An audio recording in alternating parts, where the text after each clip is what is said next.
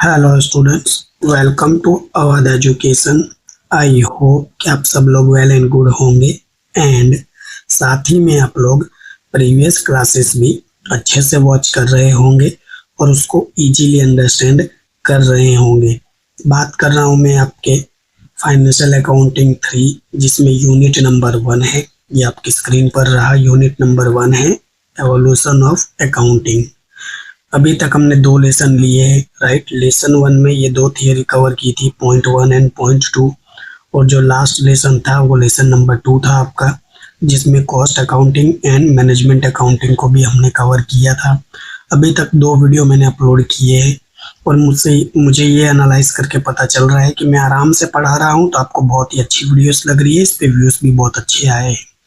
Last class में थोड़ा सा मतलब ज़्यादा भी नहीं, स्लाइडली सा थोड़ा स्पीड से पढ़ाने की कोशिश की, जिसमें कॉस्ट अकाउंटिंग और मैनेजमेंट अकाउंटिंग पॉइंट को कवर किया। तो यहाँ इस लेसन पर व्यूज़ बहुत कम आए हैं, यानी अब ये मुझे पता चल रहा है अकॉर्डिंग टू, आप तो कुछ कमेंट करके बता नहीं रहे हो, लेकिन मैं खुद ही एज्यूम कर रहा हूँ कि मैं आराम से पढ़ा रहा हूँ, तो आपको वीडियोस ज़्यादा पसंद आ रही है और आप उसको समझ भी पा रहे हो। तो इस क्लास में सिर्फ पॉइंट नंबर 5 है, राइट। जो लेसन ये आपका 3 है, इसमें सिर्फ ऑडिटिंग को ही कवर करेंगे। तो चलिए बिना टाइम वेस्ट किए हुए इस क्लास को शुरू करते हैं। पहले बता दूं कि यूनिट 1 है आपकी क्या है, टोटली थियरी है। टोटली थियरी से, राइट। तो इसका मतलब ये नहीं है कि इम्पोर्टेंट नहीं है, राइट। क्वेश्चन 1 यहीं से आने वाला है आपका। क्वेश्चन 1 यही ऐसे आएगा, जो क्वेश्चन 1 होगा या तो 10 मार्क्स की थियरी देंगे, और जो इसकी और में होगा, राइट, वो भी क्वेश्चन 1 ही होगा, क्योंकि क्वेश्चन 1 की और में क्वेश्चन 1 आता है। तो हो सकता है ये 5 मार्क्स में आ जाए, राइट, और ये भी 5 मार्क्स में आ जाए, या फिर 10 मार्क्स और 10 मार्क्स में भी आ जाए। तो कुछ कह नहीं सकते हैं कि कैसे क्वेश्चन आपको देखने को मिल सकते हैं, राइट। तो अब यहाँ बात करूं, टोटली थियरी से है तो आपको थियरी तो लिखनी पड़ेगी ही। अब थियरी में आप गप्पे मारो या उल्टा सीधा लिखो, इससे अच्छा क्यों ना हम इसको थोड़ा सा अंडरस्टैंड कर ले, जिससे एक आइडिया हो जाए। आइडिया हो जाए तो क्या आप लिख सकते हो, राइट। चलिए अब हम आगे बढ़ेंगे। ये रहा आपकी स्क्रीन पर पॉइंट नंबर 5, ऑडिटिंग। अब ऑडिटिंग के पहले बारे में मैं आपको बता दूं, एक्चुअली में पूरी बुक है, बीकॉम सेम 5 एंड सेम 6 में आपको ऑडिटिंग 1 एंड ऑडिटिंग 2 करके आएगा। पूरी बुक है अब ये। तो फिलहाल तो हम इसको क्या समझेंगे, यहाँ जो इसका इंट्रोडक्शन है वही समझेंगे। अब ऑडिट यानी शब्द से आप क्या समझते हो? वैसे हो सकता है आपको कहीं ना कहीं सुनने में मिला हो 11th 12th में भी।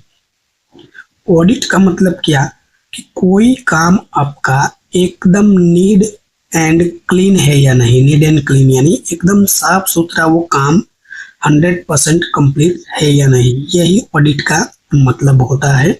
यानी चीज़ों को क्या करना, चीज़ों को चेक करना, प्रॉपर तरीके से चेक करना, उसमें कोई भी अगर सिली सी भी मिस्टेक या गलती हो तो उस गलती को सुधार करके क्लियर करना, एंड फाइनली उसको नहीं कहते कि टिक देना, राइट। अब ग्रीन टिक है, यस, तो ये 100% वेरीफाइड है, यही आपका ऑडिट का मतलब हुआ। अब सर कोई एग्जांपल बताइए। जैसे कि हमारे पेरेंट्स हमें कोई भी घर का काम देकर जाते हैं, मान लीजिए कहीं भी घूमने गए या बाहर किसी रिलेटिव्स के घर गए, तो एक दिन का ही हम उदाहरण ले लेते हैं, 1 डे का, डे 1 का, मॉर्निंग से राइट नाइट तक, मॉर्निंग से नाइट तक, सुबह से लेकर रात तक। अब घर में सारा काम होता है, राइट। सुबह सुबह झाड़ू पोछा, बर्तन माजना, खाना बनाना, वापस से झाड़ू पोछा, ये सारी चीजें हम करते हैं, राइट। अब इसको चेक कौन करेगा? मम्मी पापा ही करेंगे मोस्टली। तो ये मोस्टली सारा काम तो गर्ल्स का ही होता है, बट ऐसा नहीं है कि बॉयज नहीं करते, बॉयज भी करते हैं, बट गर्ल्स का ज्यादा होता है। तो अब मम्मी आएंगी, सीधी सी बात है। अब मम्मी क्या करेंगी? चेक करेंगी ना कि आपने सही से झाड़ू लगाया या नहीं, सही से घर में पोछा लगाया या नहीं, सही से बर्तन को मांजा या नहीं, सही से बेडशीट वो सब साफ वाफ किया या नहीं, कचरा बचरा तो नहीं फैला के रखा है, राइट। अगर ये सब कुछ क्लीन होगा तो आपकी मम्मी कहेंगी वेरी गुड, बहुत अच्छा काम किया है। अब यहाँ कमेंट में ये मत कहना कि सर मेरी मम्मी तो मेरी कमी निकालती ही है, राइट। अब देखो वो कमी निकालना नहीं होता है, वो एक्चुअली में इम्प्रूवमेंट लाना कहते हैं उसको। आपके वर्क में इम्प्रूवमेंट आए, सजेशन है वो। अब आप उसको लेना ही नहीं चाहते तो क्या कर सकते हैं। तो कहने का ये मतलब हुआ कि ये सारी प्रोसेस को ही क्या बोल दोगे आप, ऑडिटिंग बोल दोगे। अब यहाँ जो ऑडिटिंग आप घर वाला नहीं पढ़ने वाले हो, राइट। ये तो एक दिन का दिया मैंने, राइट। होम वर्क यानी घर का काम। तो ये थोड़ी चीजें पढ़नी है, ये तो एग्जाम्पल मैंने दिया। आपको जो ऑडिटिंग पढ़ना है वो किसके अकॉर्डिंग पढ़ना है, वो आपको ऑडिटिंग जो पढ़ना है अकाउंट के रिलेटेड पढ़ना है। तो चलिए स्टार्ट करते हैं। फर्स्ट है डेफिनेशन। डेफिनेशन से क्या होता है कि आपको चीजें क्लियर होती है। Auditing is the systematic examination, evolution and verification of an organization financial records, transaction, operation to ensure compliance with applicable law, regulations and accounting standards। तो मैंने वही चीज आपसे बताई कि सिस्टमेटिक ये एग्जामिन है, यानी ये प्रॉपर एग्जामिन होगा। इवेल्युएशन होगा यानी क्या, उस चीज को बार बार जांच पड़ताल की जाएगी, उसको वेरीफाई किया जाएगा, राइट। प्रॉपर डॉक्यूमेंट्स है या नहीं। कैसे, एन ऑर्गेनाइजेशन फाइनेंशियल रिकॉर्ड है, जो ट्रांजेक्शन है, जो भी ऑपरेशंस हुए, वह सब चीजों को क्या किया जाएगा, चेक किया जाएगा। किसकी हेल्प से, जो लॉस बनाए गए हैं, जो रूल्स बनाए गए हैं, अकाउंटिंग स्टैंडर्ड से। तो ये सारी चीजों के द्वारा क्या किया जाएगा, चेक किया जाएगा, राइट। अगर ये सही होगा तो इस पे आपको ग्रीन टिक दे दी जाएगी, yes it is your clear, simple. तो यही ऑडिटिंग का मतलब हुआ। It involve ascertaining the reliability and integrity of financial information and provide assurance to stakeholders regarding the accuracy and fairness of the financial statement। यानी वही मतलब है कि इस पे आप क्या कर सकते हो, ट्रस्ट कर सकते हो। ट्रस्ट है, राइट। रिलायबल है यानी इस पे विश्वास कर सकते हो कि एकदम क्या है, चीजें सही है, कोई भी इसमें एरर नहीं है, कोई भी गलती नहीं है, सिंपल। तो ऑडिटिंग का मीनिंग हुआ। अब देखो मीनिंग आपको समझना बहुत ही जरूरी है। एक बार अगर आपको मीनिंग क्लियर हो जाए तो आप बाकी सारी चीजों को तो अपने लॉजिक से ही बना सकते हो, आप समझ सकते हो, राइट। तो मैंने मीनिंग को अच्छे से एक्सप्लेन करने की कोशिश की है। आई होप कि आपको ये क्लियर हुआ होगा। आइए अब इसके ऑब्जेक्टिव्स क्या है इसको देखते हैं। Number 2, objective of auditing. Objective यानी क्या, उद्देश्य। तो सबसे नंबर 1 पर है फाइनेंशियल इंडिपेंडेंस। अभी ये मैंने अपनी ओर से नोट्स बनाया है। बुक की लैंग्वेज हो सकता है कि आपको थोड़ा सा डिफिकल्टी दे, तो मैंने अपनी ओर से, एक तो बुक में आपके बहुत ही कम पॉइंट दिए हैं, राइट। तो जैसे आपको सर प्रोवाइड करते थे ना 11th में 12th में, उनकी खुद की नोट्स जैसे प्रोवाइड करते थे, तो बस वही ये समझ लीजिए कि मैंने अपनी ओर से इसको ऐड किया है, राइट। एक तो सिंपल पॉइंट्स है और एक लाइन में एक्सप्लेनेशन भी लिखा है मैंने। तो इससे फायदा क्या होगा कि आप इसको इजीली याद कर लोगे।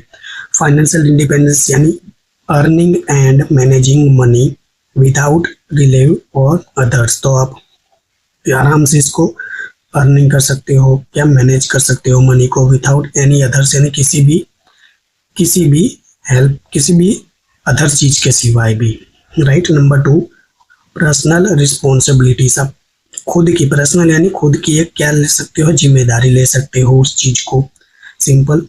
Being accountable for your actions and decisions. तो किसके डिसीजन, आपके खुद के ही होंगे, राइट। आप खुद एक जिम्मेदारी लेकर काम करोगे तो।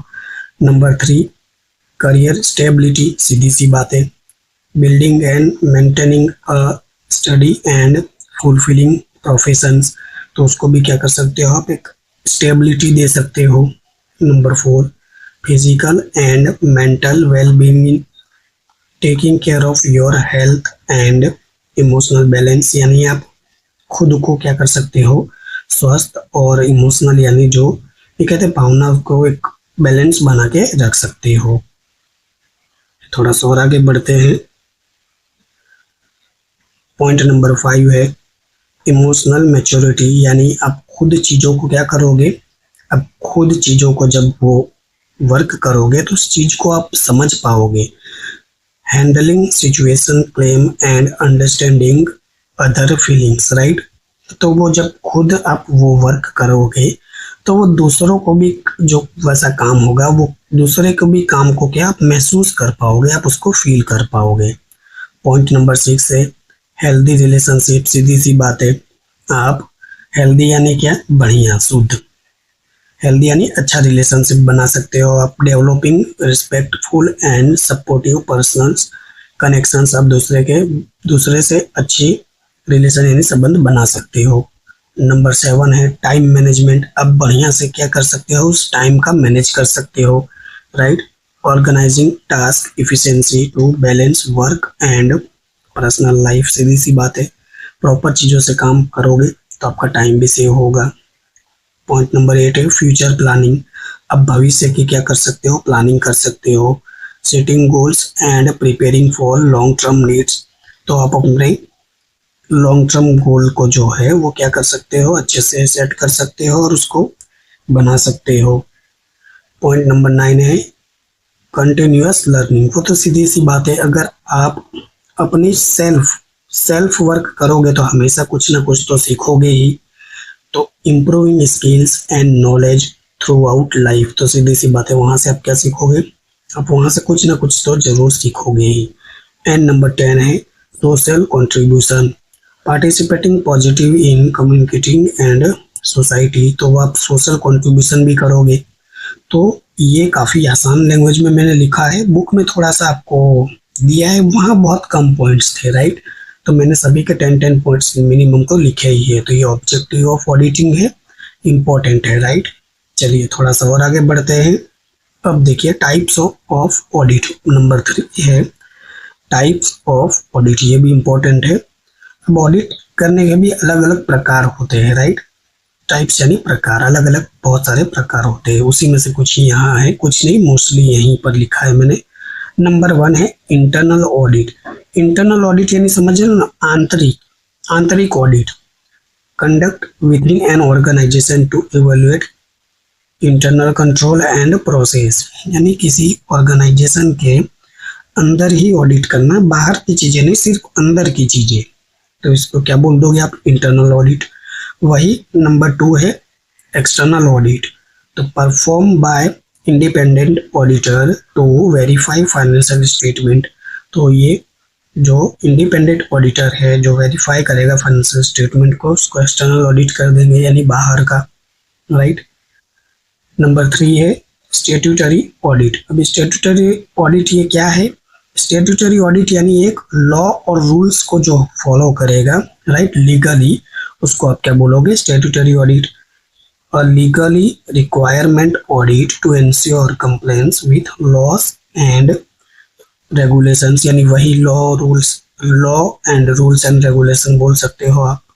तो इसको प्रॉपर लीगली इससे वर्क करोगे, उसको आप स्टेट्यूटरी ऑडिट बोल दोगे। नंबर 4 है फाइनेंशियल ऑडिट। अब फाइनेंशियल ऑडिट यानी क्या, तो जो चीज़ों को आप प्रॉपर रिकॉर्ड करोगे और उस पर जो ग्रीन टिक दोगे उसको फाइनेंशियल ऑडिट कह देंगे। फॉर एग्जामिन फाइनेंशियल रिकॉर्ड, जो भी चीज़ें रिकॉर्ड हुई है वो प्रॉपर तरीके से है या नहीं।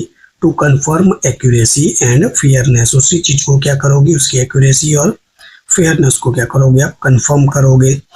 अब आपको स्कूल में सिखाया गया होगा 11th 12th से, सबसे पहले क्या होगा, ट्रांजैक्शन होगा। यानी ट्रांजैक्शन कब होगा, जब आप लेन देन करोगे, right.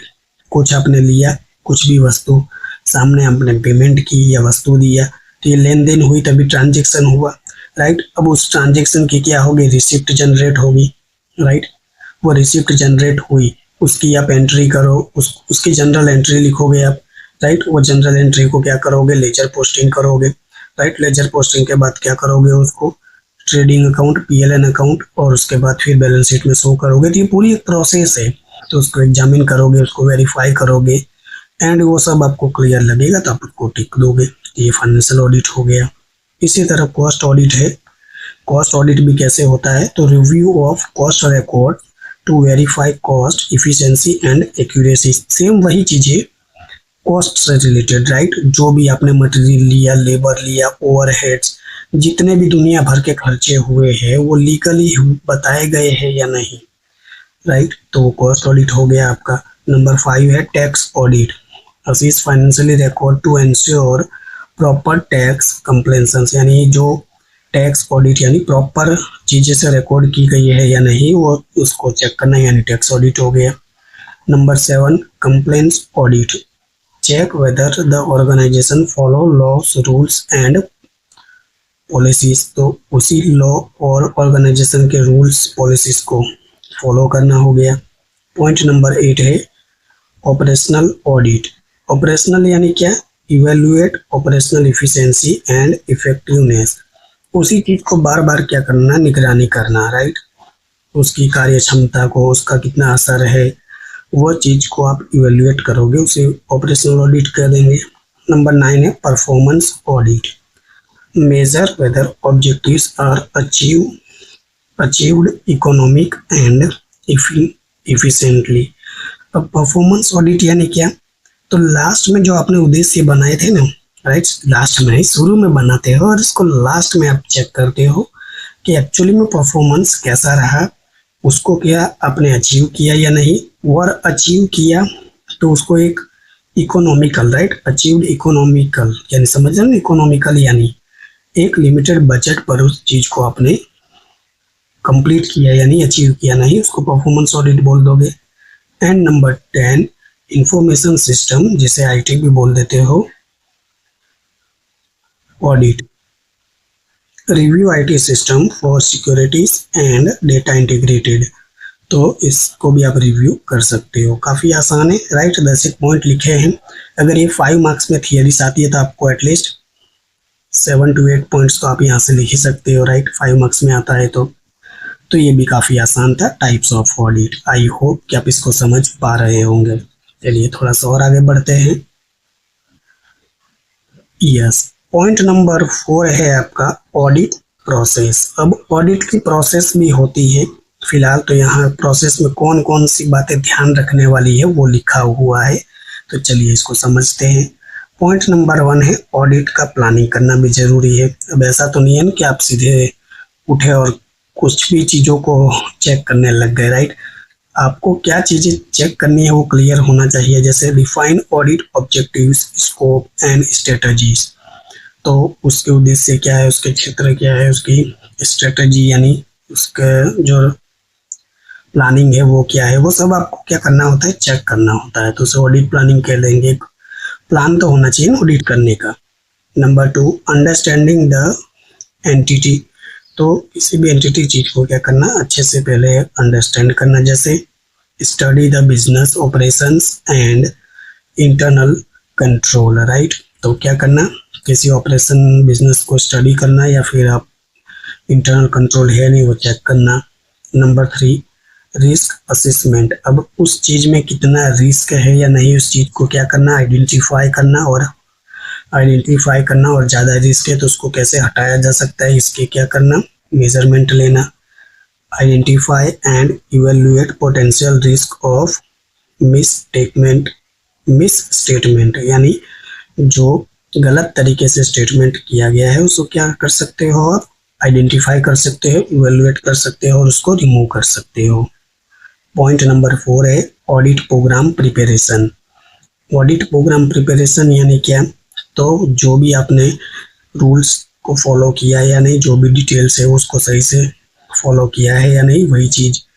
Develop detail procedures to be followed, सीधा सिंपल सा है। Point number 5 collection of audit evidence. सीधी सी बात है, ऑडिट एविडेंस यानी क्या, एविडेंस यानी सबूत नहीं कहते कि इस चीज का सबूत क्या है, तो सबूत को भी कलेक्ट करके क्या कंपलसरी होना ही चाहिए, राइट। एक प्रकार से जो रिसिप्ट हो गया, वाउचर हो गया। Gathering sufficient and appropriate evidence. तो एक सफिशिएंट क्या होना चाहिए, उस चीज को साबित कर सके ऐसा सबूत होना चाहिए। नंबर 6 टेस्टिंग एंड वेरिफिकेशन सबसे ज़्यादा ज़रूरी है या नहीं, किसी चीज़ को टेस्ट करना हो या वेरीफाई करना। Testing and verification, examine transaction records and controls, तो सारी चीज़ को क्या करोगे आप चेक करोगे, वेरिफिकेशन करोगे। पॉइंट नंबर 7 है इवेल्युएटिंग ऑफ फाइंडिंग्स, जो भी चीज़ आपने चीज़ देखी है उसको क्या करोगे, इवेल्युएशन करोगे। Analyse result and identify descriptions, डिस्क्रम्स क्या लिखा है, डिस्क्रिप्शंस ही, तो उस चीज़ को क्या करोगे आप एनालाइज करोगे, आइडेंटिफाई करोगे। पॉइंट नंबर 8 है ऑडिट डॉक्यूमेंटेशन, कोई भी डॉक्यूमेंट होगा उसका प्रॉपर तरीके से है या नहीं ये भी तो चेक करना जरूरी है ना। Recording working papers and supportive documents, जो भी पेपर्स है डॉक्यूमेंट्स है वो सही है या नहीं ये भी जरूरी है। ऑडिट रिपोर्टिंग, अब जो रिपोर्ट है उसका भी तो चेक करना जरूरी है। तो prepare and issue the audit report with opinion, तो इसी के साथ आप क्या करोगे, प्रिपेयर करोगे ऑडिट, तो उसको चेक करना भी जरूरी है विथ ओपिनियन। ओपिनियन यानी समझ रहे हो ना, कोई अगर सलाह दे तो उसको ध्यान में रखकर उसको ऑडिट करना। And number 10 follow up, ensure corrective actions and implemented if it's required, यानी अगर उसमें कोई भी ज़रूरत की चीज़ लगती है कि ये करेक्शन है तो आप सजेस्ट कर सकते हो, उनको बता सकते हो। सिंपल, तो ये ऑडिट का प्रोसेस था, काफ़ी सिंपल लैंग्वेज में लिखा है मैंने। यहाँ से भी अगर 5 मार्क्स में आया तो आप इसको लिख सकते हो 7 to वही 8 लाइन्स, राइट। 7 10 पढ़ोगे उसमें 7-8 तो याद अच्छे से रह ही जाएंगे। तो ये ऑडिट की प्रोसेस थी। आइए थोड़ा सा और आगे बढ़ते हैं। पॉइंट नंबर 5 है ऑडिटिंग स्टैंडर्ड्स एंड एथिक्स। अब ये देखिए यहाँ से कोई क्वेश्चन नहीं आएगा, हाँ लेकिन यहाँ से जो एमसीक्यूज आएंगे वो बहुत इंपॉर्टेंट है। अब देखिए यहाँ पर ISA है, इसका फुल फॉर्म आपको याद रखना होगा, इंटरनेशनल स्टैंडर्ड्स ऑन ऑडिटिंग। यहाँ से ये फुल फॉर्म एमसीक्यू में आ सकता है। और ये जो गैस है, राइट, तो गैस का फुल फॉर्म क्या हो जाएगा, generally accepted auditing standard, right. ये भी आपको एमसीक्यू में आ सकता है। यहाँ 2 है और एक ये थर्ड है IESBA। अभी ये भी बहुत ही इंपॉर्टेंट है, ये भी आपको एमसीक्यू में आ सकता है, जिसका फुल फॉर्म है international code of ethic for professional accountants. तो यहाँ से ये जो तीन जो फुल फॉर्म है ये आपको एमसीक्यू में से देखने को जरूर मिल सकता है। तो यहाँ से कोई थियरी तो आपको नहीं आएगी, बट हाँ एमसीक्यू जरूर आ सकता है, तो ये आपको याद रखना होगा, सिंपल। अब थोड़ा सा और आगे बढ़ते हैं, जो कि इम्पोर्टेंस है, ये भी बहुत ही इम्पोर्टेंट है, राइट। अब देखिए इम्पोर्टेंस कहिए, एडवांटेजेस कहिए, बेनिफिट कहिए, सभी का मतलब एक ही होता है, फायदा ऑफ ऑडिटिंग। तो ये कुछ भी लिख सकते हैं, अगर इम्पोर्टेंस लिखे, एडवांटेजेस लिखे, बेनिफिट लिखे, तो आपको पता होना चाहिए कि तीनों का मतलब एक ही होता है। अब देखिए हमने पहले भी मैंने आपसे एक बात कही थी कि राइट, एक सिक्का होता है उसके 2 पहलू होते हैं, हेड एंड टेल। सिंपल, एक साइड अच्छी बातें करते हैं हम, तो वही दूसरी साइड हम उसके बारे में बुराइयां करते हैं। तो आइए पहले देख लेते हैं फायदा क्या होगा। तो नंबर 1 है एंश्योर एक्यूरेसी, तो उसकी कितनी एक्यूरेसी है या नहीं, राइट, ये आपको कंफर्म करना पड़ता है। Confirm correctness of the financial record. Number 2 prevent fraud and error, right. अब जो भी फ्रॉड है या एरर है उसको क्या करना, उसको जो भी है रिमूव करना, राइट, डिडक्ट करना, रिड्यूस करना, यानी हमेशा के लिए उसको ख़त्म करना, या उसको नहीं ख़त्म किया जा सकता तो कम करना, chance of fraud and mistakes. Number 3 enhances credibility, increasing trust of investors and stakeholders, तो जो भी आपके इन्वेस्टर्स है, स्टेक होल्डर्स है, राइट, उनके विश्वास को क्या करना और बढ़ाना। मैं थोड़ा सा स्क्रॉल कर लेता हूँ, यस। पॉइंट नंबर 4 है इंश्योर्स लीगल कंप्लेंसेंस, यानी सीधी सी बात है, जो भी लॉस या रूल्स है उसका आपने सही से यूज किया है या नहीं, उसको क्या करना, कंफर्म करना। पॉइंट नंबर 5 है इम्प्रूवमेंट इंटरनल कंट्रोल, जो भी आपके इंटरनल कंट्रोल है उसको क्या करना, इम्प्रूव करना और बढ़ावा देना, identifies weakness in control system, यानी ये कैसे कर सकते हो, तो क्या उसमें वीकनेस यानी कमजोर है उस चीज को क्या करो आप ढूंढ निकालो और उसको क्या करो हमेशा के लिए खत्म करने की कोशिश करो। नंबर 6 है फैसिलिटीज डिसीजन मेकिंग। जो भी डिसीजन मेकिंग है यानी आप अपना निर्णय ले रहे हो उसमें फैसिलिटीज लाना यानी क्या इम्प्रूवमेंट करना, राइट। वो कैसे होगा, इंफॉर्मेशन के बेस पर ही होगा। पॉइंट नंबर 7 है प्रोटेक्ट स्टेक होल्डर्स इंटरेस्ट। जो आपके स्टेक होल्डर्स है उनका इंटरेस्ट को तो क्या करना होगा, आपको वो बढ़ाना ही होगा कैसे भी करके, तो ये आपका फायदा होगा। नंबर 8 है बूस्ट बिजनेस रेपुटेशंस। जो भी बिजनेस की गुडविल है उसको क्या करना, बूस्ट करना, राइट।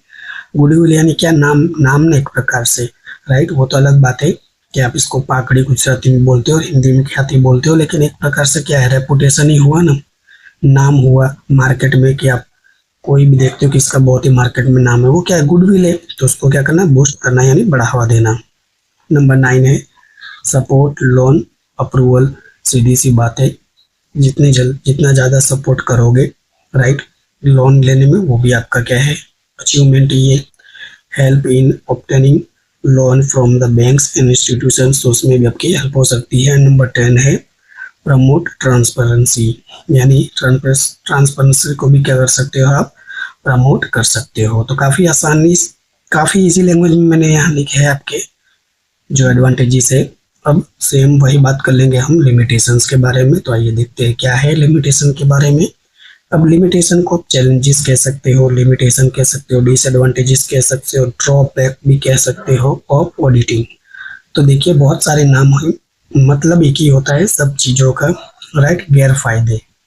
तो देखिए नंबर 1 है बेस्ड ऑन सैम्पलिंग। जो ऑडिट होता है वो आपका audit is conduct on the sample data not 100% checking. तो वो तो सैंपल डेटा के ही बेस पर ऑडिट होता है, जरूरी थोड़ी ना है कि वो 100% सही भी हो। Number 2 time and cost construction, time ज़्यादा लगता है, राइट, उस पर खर्चा भी होता है। Number 3 dependence on management. अब देखिए ऑडिट कौन करवाता है, राइट, एक तो मैनेजमेंट टॉप लेवल होते हैं, राइट, वो ऑडिट करवाते हैं। कुछ केसेस में ऑडिट कुछ लोग नहीं भी करवाते हैं कि छोड़ो ना यार, क्या ऑडिट करवाना, फालतू का खर्चा होगा। तो ये किस पर डिपेंड करता है, ये मैनेजमेंट के ऊपर भी डिपेंड करता है। पॉइंट नंबर 4 है ह्यूमन एरर। अब देखिए ऑडिट तो इंसान ही करने वाला है ना, क्या इसमें गलती होने के चांसेस नहीं है। हो सकता है कि हम कहते हैं कि मन तो तारा ऊपर विश्वास है यार, चलने बधु सारू जैसे आनसु जुवानु, या हिंदी में हम कहते हैं कि यार तुम पे पूरा मुझे विश्वास है, मुझे चेक करने की कोई ज़रूरत नहीं है। ऐसी हम गलतियां कर बैठते हैं। तो कभी कभी जजमेंट और इवैल्यूएशन के अंदर भी मिस्टेक हो जाती है, तो ये भी हमारे ह्यूमन एरर की वजह से होती है।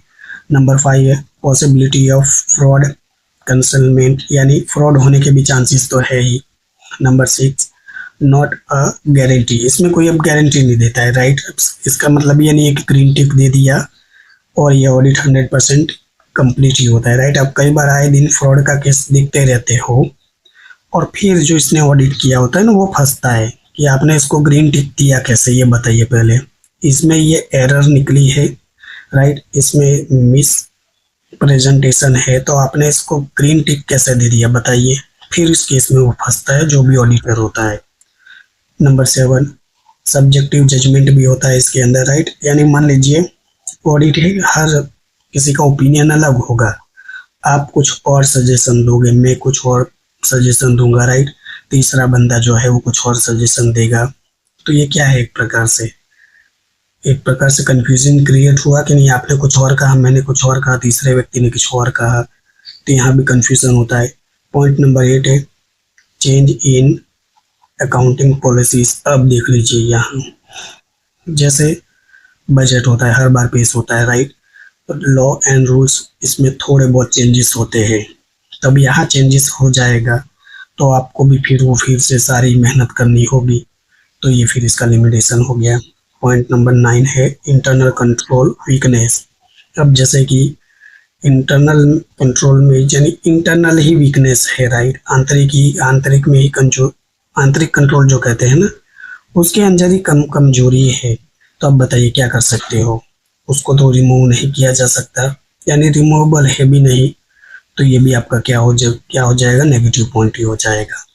तो कुल मिलाकर जो जो आपको पॉइंट दिए थे, ये मैंने अपने एंड से नोट्स बनाई है। आई होप कि आपको ये जरूर पसंद आई होगी।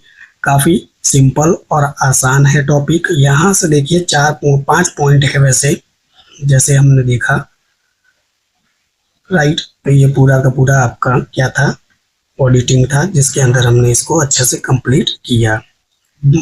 काफ़ी आसान भी है और मोस्ट आईएमपी कैटेगरी के अंदर भी आता है। यहाँ से हो सकता है इस बार क्वेश्चन आपको देखने को मिले, इसीलिए मैंने सोचा आपकी एक एक लेक्चर ही लूँगा, भले हाफ आवर की वीडियो बने, लेकिन आपको समझ भी तो अच्छे से आना चाहिए। लास्ट टाइम मैंने गलती की है कि लेसन नंबर 2 में आप लोगों का इंटरेस्ट थोड़ा सा कम दिखा है। वैसे थियरीज की क्लासेस है तो बहुत से स्टूडेंट ये भी सोचते हैं कि क्या सर का भाषण सुनना, हम खुद से ही पढ़ लेंगे। तो इसके व्यू पॉइंट से भी कुछ स्टूडेंट्स नहीं देखते हैं वीडियो। कोई बात नहीं, लेकिन मेरा काम है कि आपका यूनिट 1 है जो एवोल्यूशन ऑफ अकाउंटिंग, थियरी सी है बट मुझे तो कंप्लीट करवाना ही है। सो आई होप कि ये छोटी सी वीडियो आपको पसंद आई होगी। अगर वीडियो अच्छी लगती है तो लाइक कीजिए, अपने फ्रेंड्स और क्लासमेट के साथ जरूर शेयर करिए। कोई डाउट है या कोई भी प्रॉब्लम है तो आप जरूर मुझसे शेयर कर सकते हो, मैं कमेंट में उसका आंसर देता रहता हूँ। नेक्स्ट क्लास में जो पॉइंट नंबर 6 है, रिस्पॉन्सिबिलिटी अकाउंटिंग, उसको हम कवर करेंगे, और साथ में एनवायरमेंटल अकाउंटिंग है उसको भी कवर करेंगे। छोटे छोटे पॉइंट है, सो 2 पॉइंट के साथ तो जा सकते हैं। वीडियो वॉच करने के लिए थैंक यू सो मच। तब तक के लिए आप अपना ध्यान रखिएगा। Take care, bye.